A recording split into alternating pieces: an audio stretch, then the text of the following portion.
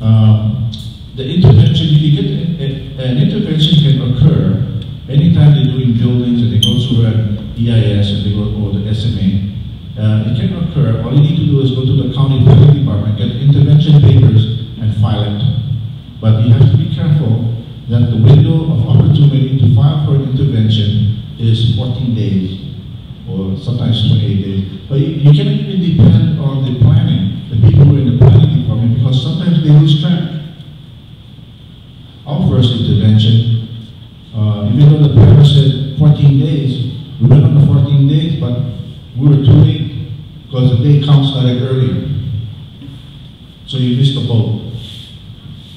So you need somebody to keep track of that. When you do an intervention also, you need to hire a lawyer. Of course, number two, you can buy it. Of course, but number two, when you're buying it, you already have $1 million from the county. I don't know if it has to be matched by 10 million or whatever, but you have $1 million. So you can expend more energies for that, for the money. But we didn't have money. We went without money. Number three is community action. We have already shown that community action. Everybody was watching you on TV. It was a grand spectacle. And I congratulate you and the kids and the people of West Maui and the people who love this place.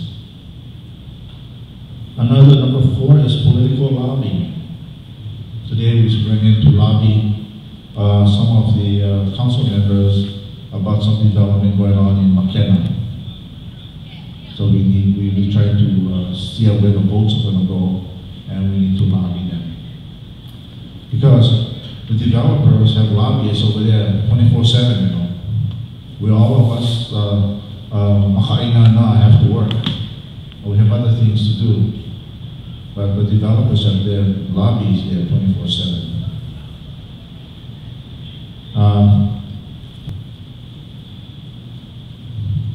Number 8. National and State Highway Act. I don't need to post and looked into it, but I was telling LA about it.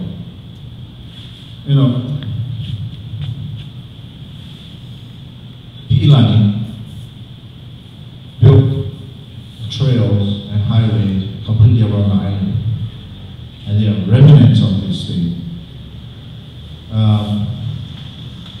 We used to go out and fish the area, and you see the Kialoro on the north side of the Point.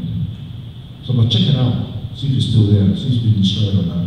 You can tell, you can see all the rocks and the cobbles set down together. I don't know if it's been destroyed by wave action or what. Because the thing is this,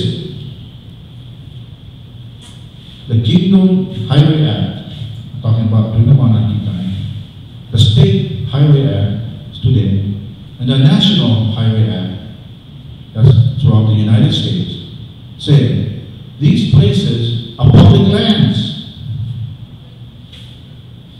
including the trails. So when you have a highway coming along, especially a prehistoric highway, it's important to go out and check what other kinds of archaeological features are. If there's a heiau, or there's a Holua slide, and there was a Holua slide over there prehistorically, that went up by the roadside all the way down towards where the coconut trees are, the Holua slide. If you don't know what it is, it's a sleigh, but it's a sleigh ride on pea grass. And it's a little small sled that you go down head first. I don't know if the Hawaiians invented kamikaze first, but that was something to really test your manhood and your skills. But the National State Highway Act says that all roads and trails belong to the public. It does not expire. So you need to do land court awards, royal patents, do that kind of study. There are people who can help you out. A title search gives you more stories about the place.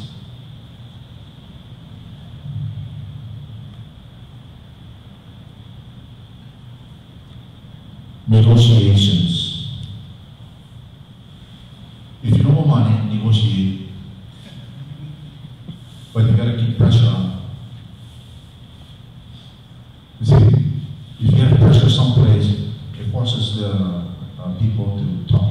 You gotta talk story. That's how you get things done in Hawaii. You gotta talk story. If you just turn your back on whoever you're dealing with and you don't talk story, you never accomplish anything. That's my wife. She knows that a lot. I'm always talking story with people. While she's busy in the field working, I'm talking story.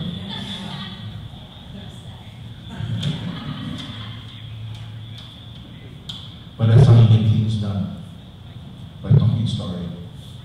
If you don't talk story, nothing. You get nothing. Especially if you don't have money. We don't have money, so we talk story a lot. In negotiating,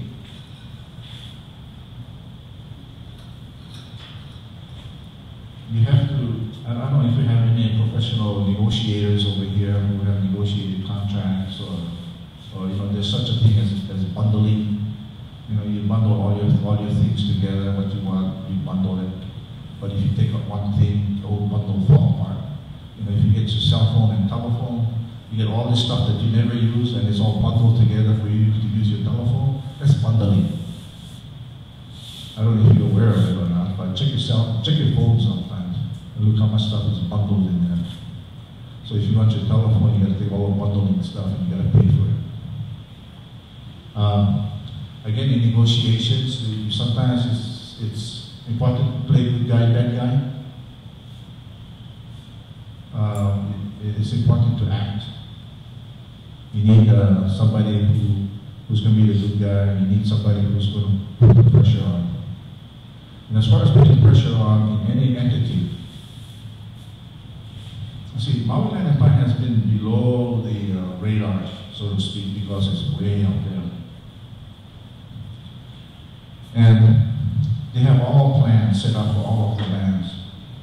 So it's important, in my opinion, to find out what their developmental plans are and use your political clout to help, improve, or knock it down. Usually, whatever in politics, you want something, you give something. It's kind of a give and take. You got to look for a win-win solution if it's possible. If you're going to go for a win-lose position, then good luck, God bless, and aloha. Because whichever way you go, that's what you're going to need.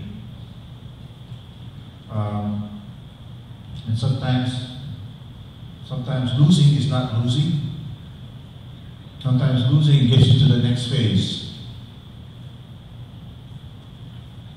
Okay? We filed lawsuits with other developers. I lost. But I got the keys to go into places that could never go before. And I got to do the things that needed to be done in archaeological sites.